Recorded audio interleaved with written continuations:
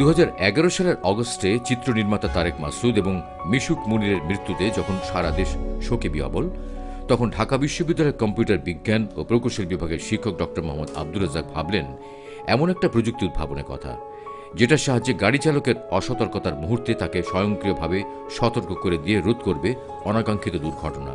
আমাদের মধ্যে এই চিন্তাটা আসে যে তথ্য প্রযুক্তির যে টুলস এবং টেকনোলজিজ আছে সেগুলি ব্যবহার করে কিভাবে সড়ক দুর্ঘটনা কমানো যায় এবং এই ধরনের অকাল মৃত্যুকে অ্যাভয়েড করতে পারি।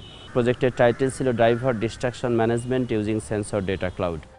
ডক্টর রাজ্জাক তার এই পরিকল্পনা নিয়ে আলোচনা করেন তার কিছু প্রতিভাবান শিক্ষার্থীর সাথে এবং খুব শীঘ্রই তারা এটা নিয়ে কাজও শুরু করেন। এদিকে ডক্টর রাজ্জাকের অধীনে একদল শিক্ষার্থী যখন ড্রাইভার ডিস্ট্রাকশন ম্যানেজমেন্ট সিস্টেম নিয়ে মাথা ঘামাচ্ছেন, তখন রংপুর পলিটেকনিকের আরেক দরিদ্র অথচ মেধাবী শিক্ষার্থী মুরাদ তার প্রথম মোবাইল ফোন হাতে নিয়ে ভাবছেন কিভাবে এই যন্ত্রটিকে ব্যবহার করা যায় আরও অনেক কাজে। কেমন হয় যদি মোবাইল দিয়ে দূর থেকে নিয়ন্ত্রণ করা যায় বাড়ি বা অফিসের নিরাপত্তা। শুরু হয় তার ডিজিটাল লকার তৈরির কার্যক্রম। ক্ষুদে বিজ্ঞানীরা, পুরো গল্পটি জানুন শনিবার রাত 8টা 30 মিনিটে।